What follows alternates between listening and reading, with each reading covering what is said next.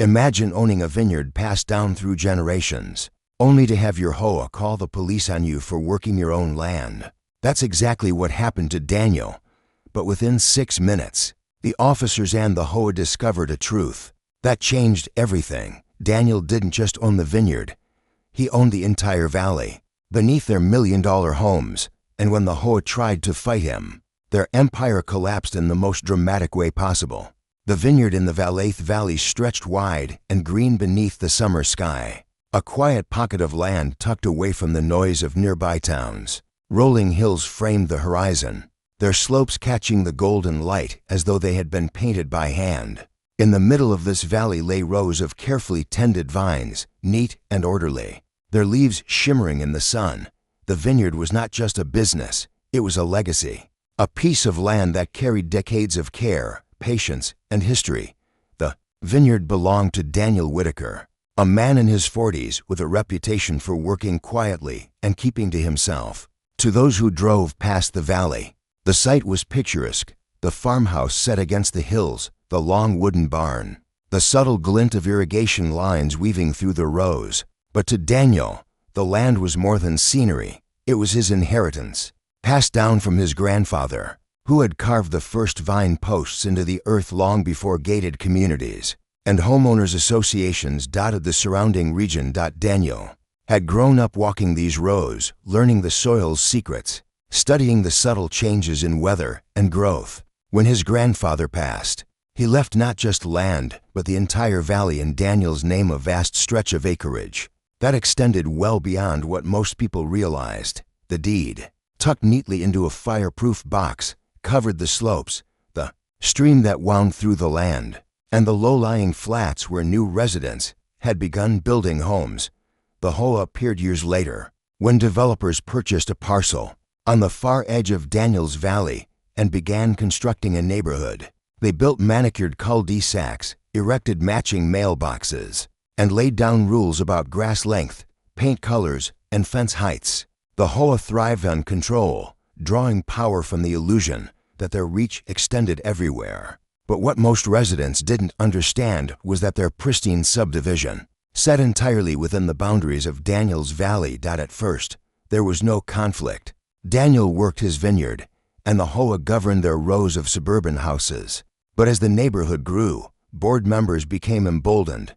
They began sending letters, first to their own residents, then to properties nearby. One letter arrived at Daniel's farmhouse, addressed not with his name, but with the generic tone of authority and order to remove an unsightly structure from his land. Daniel ignored it. Another followed, this time demanding that his vines be trimmed to a specific height. That letter, too, found its way into the trash. The HOA board did not take silence well. Among them was Karen Wilcox, the self-appointed enforcer of rules. She lived in one of the larger homes in the subdivision and had made it her mission to expand the HOA's influence.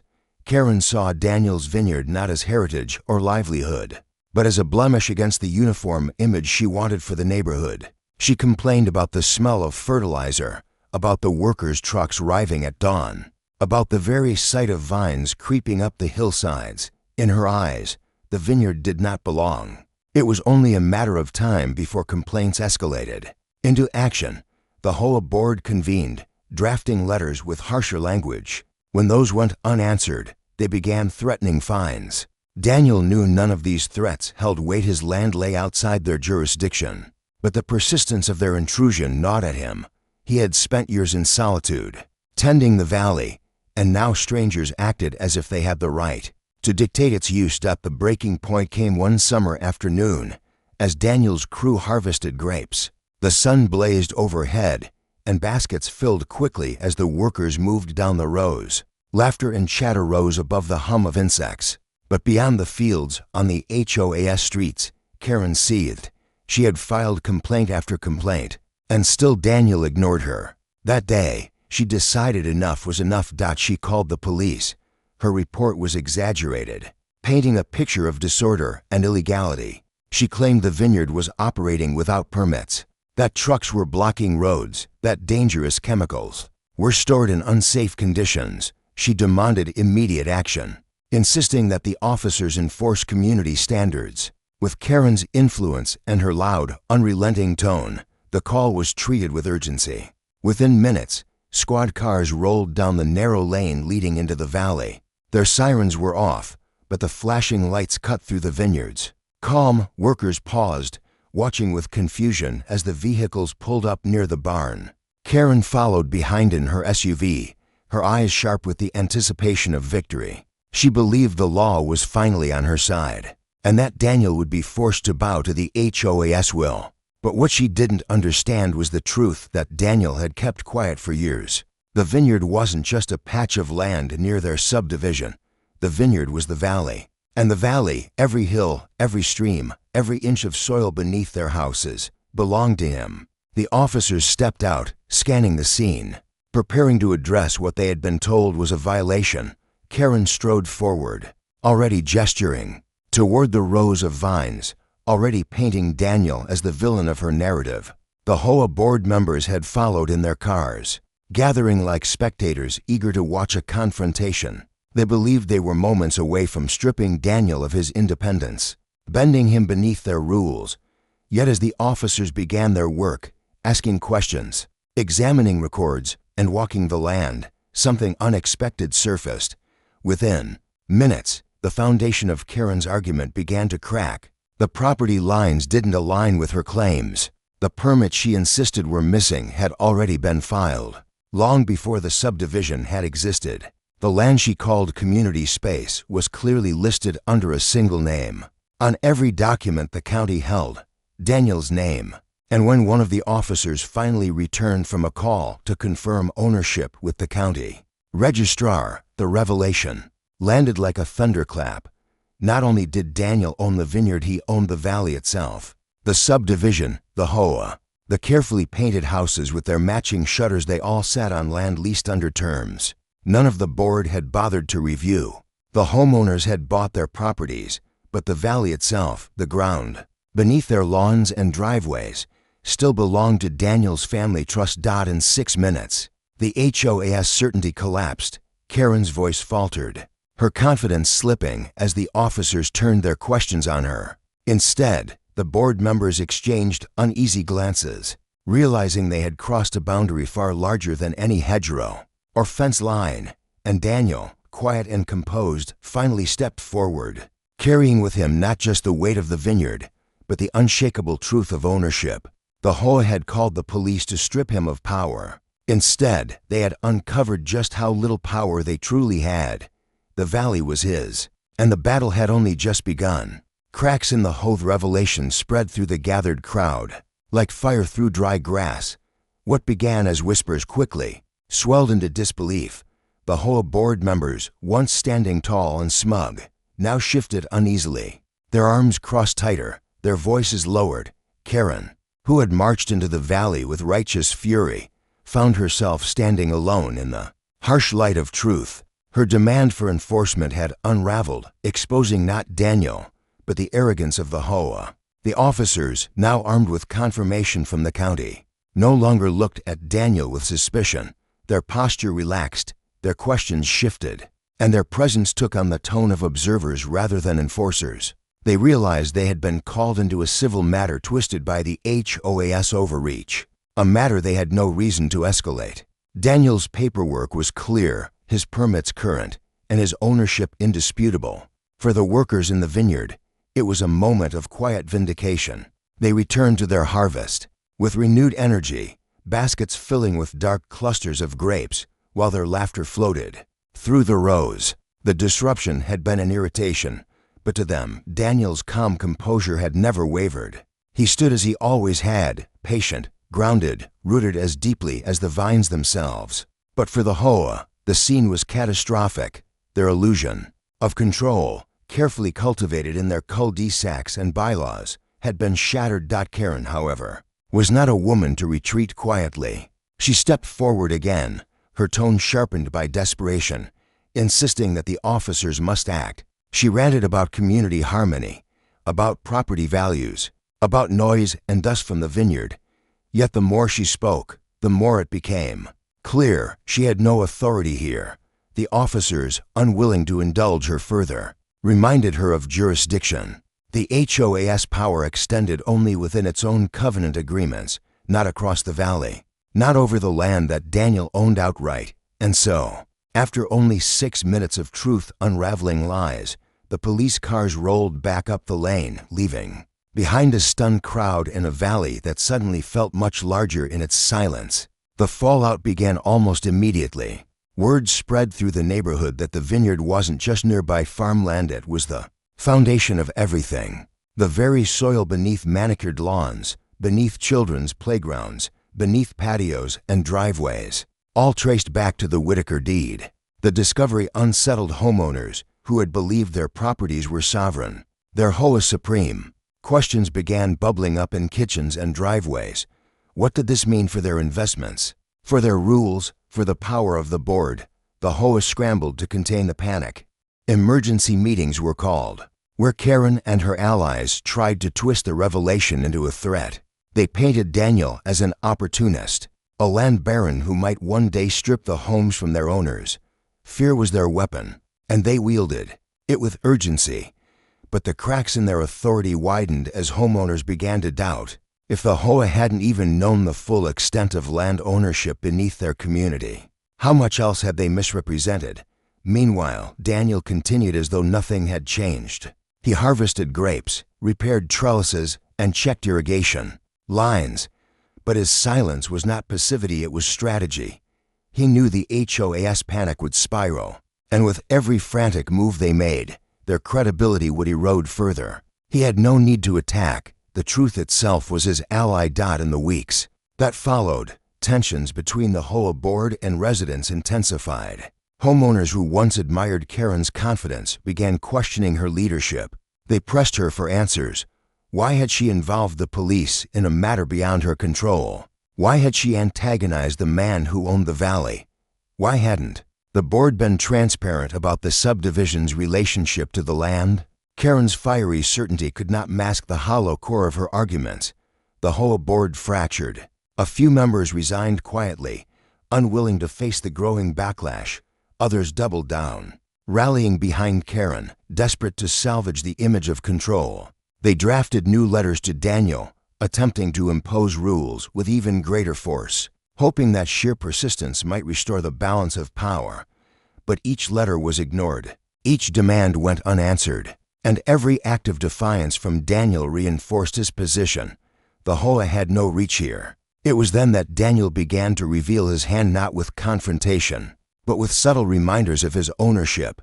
He placed discreet markers along the valley boundaries, signs declaring private property, Whitaker Estate. He repaired old stone walls his grandfather had built, restoring lines that had blurred over the years. He invited surveyors to walk the land, their instruments and tripods visible to all, a quiet assertion of authority. The effect was undeniable. Homeowners who had once believed themselves masters of their lots now saw the valley, not as their domain, but as Daniel's. They began to tread more carefully, their deference growing with each subtle demonstration of control. Even those who had never spoken to Daniel found themselves speaking of him in hushed tones, a figure of quiet power who needed no council or board to enforce his will. Karen, though, refused to yield. She saw her authority slipping, and desperation drove her to escalate further. She filed complaints with the county, attempting to label the Vineyard a nuisance. She pressured local officials, hoping to spark inspections. She even attempted to rally homeowners into a collective lawsuit, though few were willing to risk more exposure after the humiliation of the police incident. The more she pushed, the more isolated she became. Where once she had commanded obedience with her confidence, now she seemed frantic, reckless, out of step with reality. And all the while, Daniel stood apart, untouchable, his vineyard thriving as the HOA unraveled under the weight of its own hubris. It was not revenge Daniel sought, but preservation. Yet as the weeks turned to months, it became clear Karen would not stop until she had burned every bridge, until she had dragged the HOA into a conflict it could never win. And Daniel, patient though he was, knew that one day soon he would have to act, not just to defend his vineyard, but to reclaim the valley from those who dared to challenge what was his by right. The battle lines were forming, not on paper, but in the soil, in the stone, in the very foundation of the community. And when the next confrontation came, it would not be measured in letters or fines. It would be measured in power. Legal fire and quiet thunder. Karen could not let go of the humiliation. The memory of the police cars rolling away, leaving her powerless in front of the neighborhood she claimed to control, haunted her every waking moment. In her mind, the Vineyard was not just a nuisance, it was an insult, a direct challenge to her authority. And in the world of HOA politics, authority was everything. So she turned to the one tool she believed Daniel could not ignore, the law. Karen began drafting complaints, each one more elaborate than the last. Noise ordinances, zoning violations, environmental hazards. Every possible angle was explored. She flooded the county offices with filings, convinced that somewhere in the maze of regulations, she would find a lever to pry Daniel from his position of strength. Lawyers were consulted, their fees quietly drawn from the HOA's reserve funds. Petitions were circulated, signatures gathered from the more fearful homeowners, all under the promise that the HOA was fighting to protect property values. But Daniel was not unprepared. His grandfather had taught him long ago that land was not just soil and trees, it was responsibility. And responsibility required vigilance. Every permit for the Vineyard was current, every record meticulously maintained. Taxes had been paid on time for decades, the family trust kept airtight by careful planning. The very foundations Karen sought to shake were stone, unyielding against her frantic clawing. When the county inspectors arrived at the Vineyard, Daniel welcomed them calmly. He guided them through the rows, showed them the storage facilities, and provided every requested document. The inspectors, professional and methodical, found nothing to fault. When their reports came back clean, Karen's claims crumbled one after another. But Karen was not deterred. If the county would not act, she would take her battle to court. The HOA filed a civil suit, accusing Daniel of endangering the community through unsafe agricultural practices. It was a vague and desperate claim, built on speculation rather than evidence. Still, Karen spun it as a crusade, rallying her dwindling supporters with fiery speeches about order, safety, and the future of the subdivision. The case dragged into the courthouse, but it lasted less than a hearing. Daniel's attorney, an older man who had represented the Whitaker family for years, produced the deed to the valley, the permits, the environmental clearances. He laid out the facts with calm precision, dismantling the HOA's arguments piece by piece. The judge dismissed the case before it could even reach discovery, warning the HOA against frivolous litigation. The loss was devastating. Legal fees mounted, draining the HOA's coffers. Homeowners who had reluctantly supported Karen's crusade now felt betrayed, their dues squandered on a fight that never had a chance. Murmurs of dissent grew louder, meetings more hostile. The board fractured further, with some members openly calling for Karen's resignation. And yet, Karen refused to step aside. Her obsession with Daniel and his Vineyard consumed her. Each defeat only hardened her resolve. She told herself that if she just pressed harder, if she just found the right pressure point, she could still bend the valley to her will. Daniel, meanwhile, remained silent. But silence was not weakness, it was thunder waiting in the distance. He began to demonstrate the subtle weight of his ownership. Easements that the HOA had long assumed were theirs were quietly enforced. A walking trail that wound through the subdivision was suddenly posted with private property signs. Maintenance crews hired by the HOA found themselves denied access to areas they thought were communal, but were, in fact, Whitaker land. Homeowners began to notice the shift. The neatly manicured illusion of HOA dominion cracked at the edges, revealing just how much of their daily life depended on Daniel's goodwill. The road leading into the subdivision crossed valley land. So did the drainage ditch that carried stormwater away from their homes. The HOA had always treated these things as givens, but Daniel now reminded them subtly, firmly, that nothing in the valley was free of his reach. For Daniel, it was not about revenge but balance. The HOA had stepped beyond its boundaries, and now he was reestablishing the lines.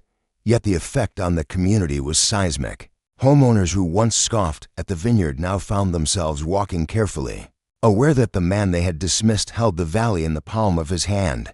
Karen's fury grew with every reminder of Daniel's control. She lashed out in meetings, berated fellow board members, and doubled down on her rhetoric. But the more she raged, the more isolated she became. Where once her voice had carried weight, now it sounded shrill, desperate, out of touch with reality. Daniel watched it all unfold with quiet patience. He had no need to fight openly. The HOA was tearing itself apart from within. And as the legal defeats piled up, as the homeowners grew weary of wasted money and endless conflict, the valley itself seemed to turn against the board. But Karen was not finished. In her mind, the law had failed her, the county had failed her, even her neighbors had failed her. If Daniel could not be defeated in court, then perhaps he could be undone through other means. And so, late at night, in the glow of her computer screen, Karen began to dig deeper. She scoured public records, chased rumors, and whispered to anyone who would listen. She told herself that everyone had secrets, even Daniel Whitaker, even the man who seemed untouchable. What she didn't realize was that in her search for leverage, she was only tightening the noose around the HOA's neck, because the more she pushed, the closer she came to uncovering a truth she could not control, a truth about the valley, its history, and the unshakable foundation beneath Daniel's silence. The storm was gathering. And this time, when thunder rolled across the valley, it would not be subtle. The valley's ledger. Karen's search became an obsession. Night after night, she sat in front of her computer, the glow of the screen reflecting in her tired eyes. County records, archived deeds, tax filings, she devoured them all, convinced that if she looked long enough, she would find something to use against Daniel.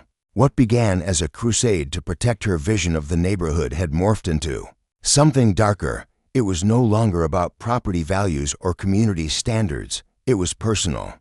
Her obsession eventually led her to the valley's ledger, an unbroken chain of ownership dating back nearly a century. Each document bore the Whitaker name, father to son, generation to generation. The Vineyard was not just a farm, it was the heart of a family empire, carefully maintained in quiet obscurity. The deeper Karen dug, the more staggering the truth became. The Whitakers hadn't just owned the land where the Vineyard sat.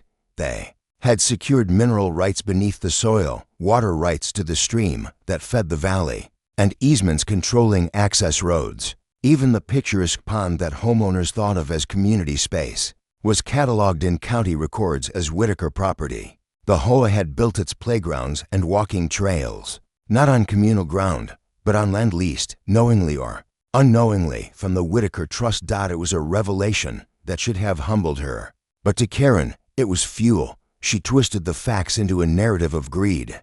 Daniel wasn't the rightful steward of the valley. He was a tyrant, a man hoarding land and power, manipulating the community from the shadows. At the next HOA meeting, she unveiled her findings with the intensity of a prophet, declaring that the homeowners must rise against Daniel before he stripped them of everything. But the reaction was not what she expected.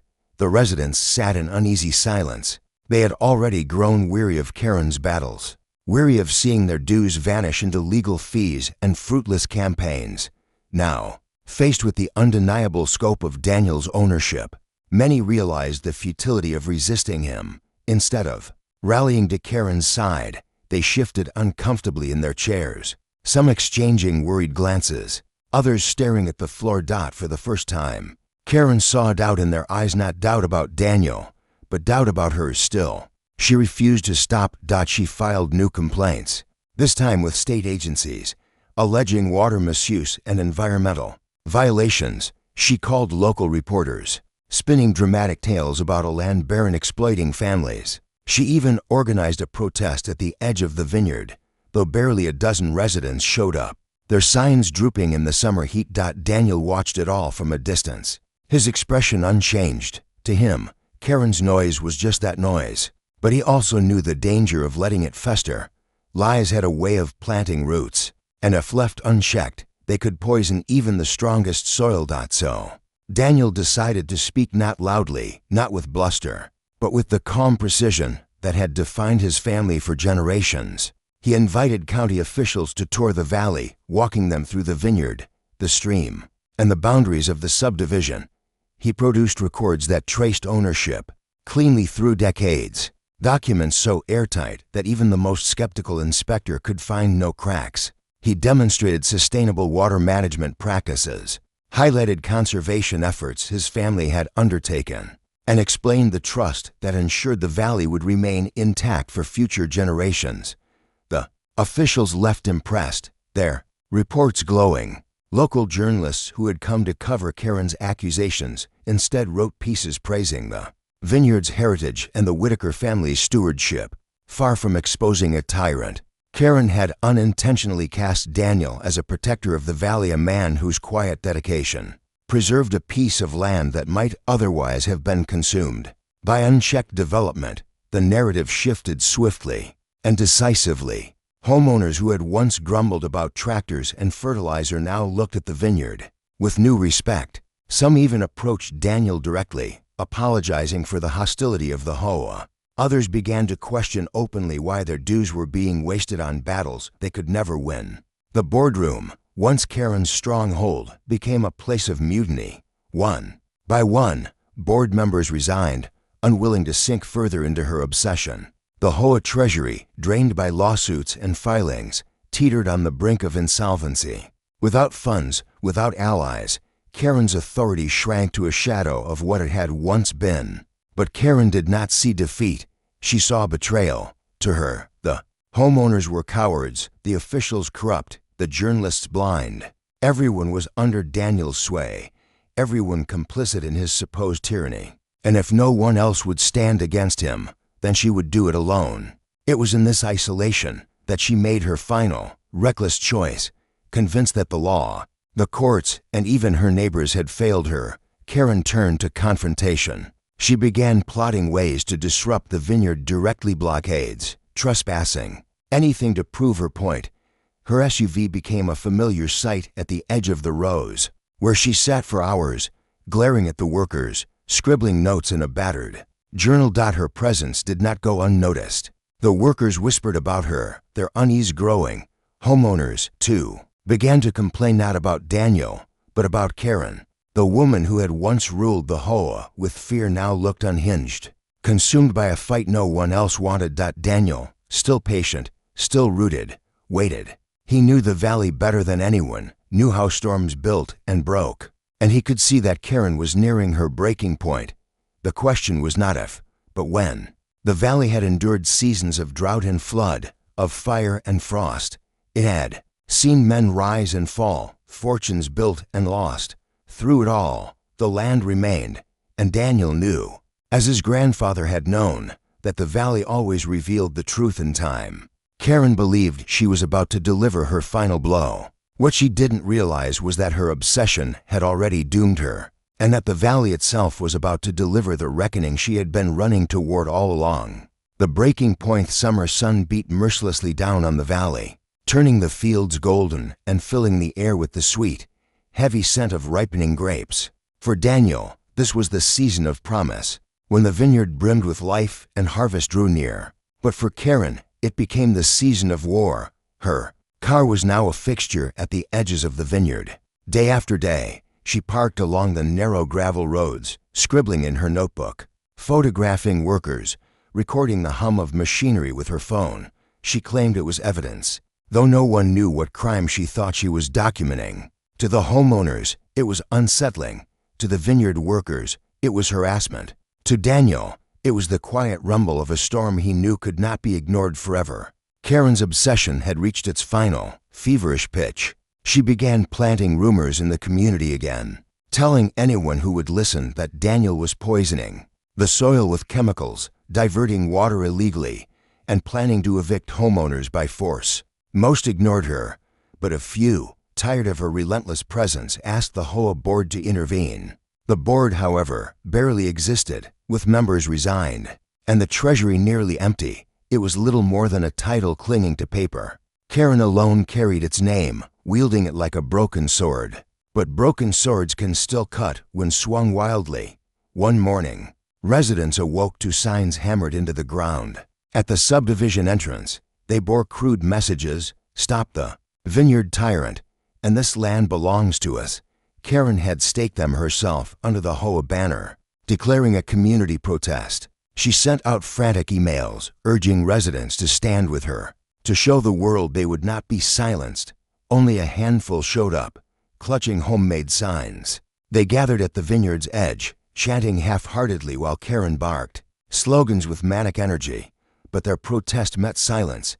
Daniel's workers ignored them. Focusing on their tasks, the county sheriff, alerted to the demonstration, observed from a distance but saw no crime being committed. Karen's frustration grew into rage. She escalated. She trespassed into the vineyard rows, shouting at laborers, kicking over baskets of freshly cut grapes. Workers backed away uneasily, some pulling out phones to call supervisors, others retreating to avoid confrontation. Daniel arrived quietly, as he always did, his presence calm, his voice never raised. He asked no one for conflict, but Karen read his composure as arrogance. To her, his restraint was proof of guilt, a sign that he thought himself untouchable. The next day, she struck harder, under the cover of night. Karen and a small group of her dwindling followers dragged construction barricades onto the access road leading to the vineyard. They blocked trucks, disrupted deliveries, and shouted at drivers who honked in protest.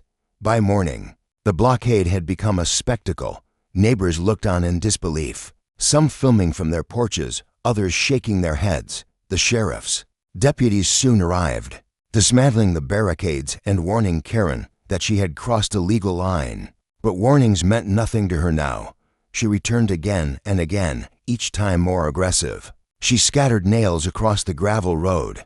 She hurled accusations at passing vehicles, her voice hoarse with fury. She even trespassed into the irrigation channels, filming herself declaring she was taking back the water stolen from the community. Each act was recorded, uploaded, and spread, not by Karen, but by the very residents she once ruled. The narrative she had tried so hard to control slipped away from her completely. To the public, she was no longer a crusader. She was the story of a woman unraveling in full view of her neighbors. And then came the breaking point. It was late afternoon when Karen stormed into the vineyard for what she promised would be her final stand. Armed not with weapons, but with desperation, she tore through the rows, shouting, knocking over stakes, and trampling vines. Workers fled at first, not wanting confrontation. But the destruction mounted quickly. Calls went out. Deputies arrived. Within minutes, when they confronted her, she refused to leave. She screamed about corruption, about stolen land, about Daniel's so-called empire. She clawed at the soil, yanked at the vines, and hurled handfuls of grapes at the deputies trying to restrain her. It was chaos, loud and raw, unfolding against the backdrop of a quiet valley that had endured for generations. Daniel did not rush. In this time, he stood back, watching, his face unreadable. To him, it was no longer about defense or conflict. It was about witnessing the inevitable collapse of a woman who had chosen to make herself the valley's enemy. The deputies had no choice. Karen was led away in handcuffs, still shouting, still fighting. Though her words had lost coherence, the small crowd that gathered watched silently, some with pity, others with relief. No one cheered, no one clapped. It was not victory yet. Was the slow exhale of a storm finally passing. That night, the valley returned to silence. The vines stood tall, the grapes heavy on their stems. The workers, shaken but unharmed, resumed their tasks. Residents retreated into their homes, unsure of what tomorrow would bring. And Daniel, walking through the rows in the soft glow of dusk, felt the weight of both burden and blessing. He had not chosen this fight, but he had endured it. And though Karen was gone from the fields, the scars she left on vines, on neighbors, on trust remained. The HOA, already fractured, was now leaderless, without Karen's voice. It crumbled fully into dysfunction. Dues went uncollected, meetings unattended, and authority dissolved into nothing. The association that had once tried to dictate Daniel's vineyard had collapsed under the weight of its own obsession. But the story was not yet complete, for though Karen was gone from the valley, she was not gone entirely. Her actions had left questions legal, financial, and personal, and in the weeks that followed, as consequences rippled outward, The valley would face its final reckoning. Daniel knew it.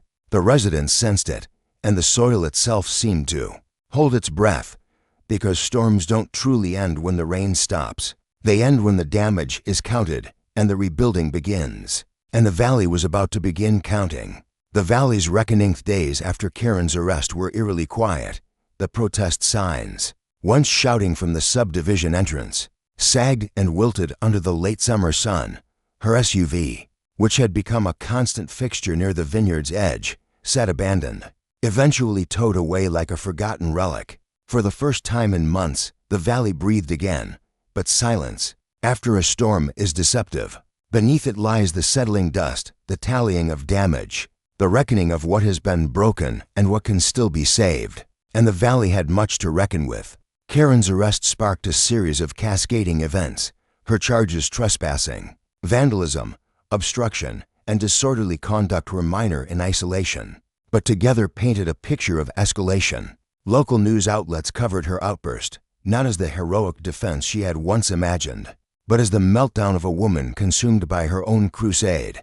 The video of her clawing at the soil, screaming about stolen land as deputies pulled her away, spread across social media. For many, she became a cautionary tale, the face of how power, when misused, devours its wielder. Inside the subdivision, the HOA board collapsed entirely. Without Karen's iron grip, there was no leadership, no direction, and no funds. The legal fees from her endless filings had gutted the treasury, leaving the association in debt. Vendors refused to work with them, dues went uncollected, and homeowners began openly questioning whether the HOA should even exist. Some pushed for dissolution, arguing that the community would be better off self-managed than shackled to an institution. That had caused so much turmoil that Daniel stayed out of these debates. He had no desire to control the homeowners, nor to rub salt in wounds. Instead, he focused on what he always had: the vineyard, the land, and the legacy his family had guarded for generations. His rows of vines bore fruit despite the chaos, as if the soil itself had chosen to ignore the storm raging above it. Yet even he could not escape the ripple effects. Lawyers reached out, some representing homeowners seeking damages for Karen's misuse of HOA funds, others probing into easements and property lines Karen had muddied with her filings. County officials wanted clarification on future land use, wary of further disputes. And through it all, reporters occasionally circled, still chasing the embers of the drama that had so briefly burned hot. Daniel, however, had nothing to hide. Each document, each ledger, each deed told the same story. The valley belonged to the Whitaker family, its stewardship unbroken, its rights intact. He opened his records freely, inviting officials to verify every claim. Transparency, where Karen had thrived on distortion, became his shield. Slowly, the weight of truth sank in. The homeowners, many of whom had once grumbled at the hum of tractors or the sight of fertilizer spreaders, began to see the vineyard differently. It was not an intrusion, but a foundation. Without the vineyard's stewardship, their neighborhood would not exist at all. Their property values, their view of rolling hills, even the roads they drove on every day, all were possible only because the Whitakers had chosen preservation over development.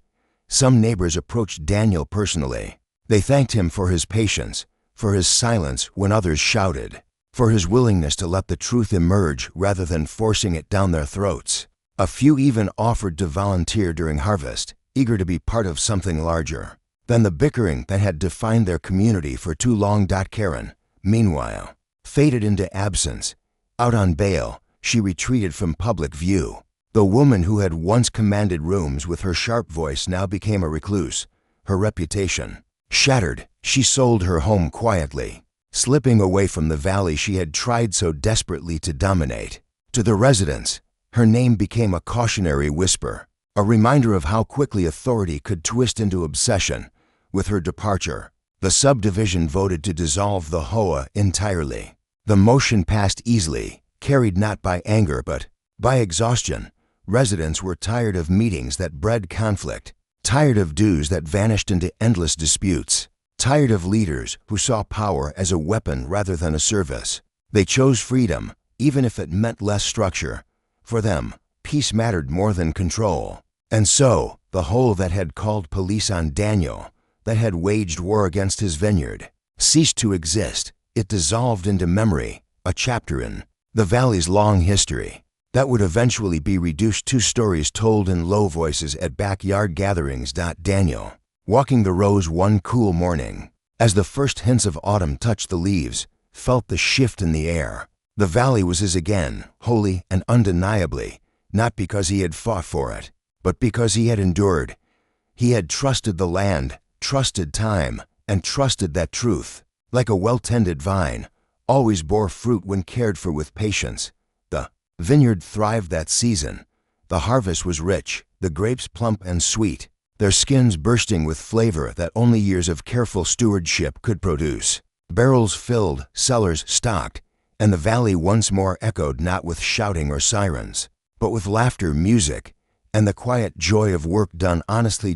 Looking across the hills, Daniel thought of his grandfather's words: that land remembers, that valleys endure, that storms pass but roots remain. And he knew then, as he always had, that the Whitaker name was not just ink on deeds. It was woven into the soil itself, deeper than Karen's anger, stronger than the HOA's reach, lasting longer than any fleeting conflict. The valley was his. The vineyard was his. And now, finally, the peace was his too.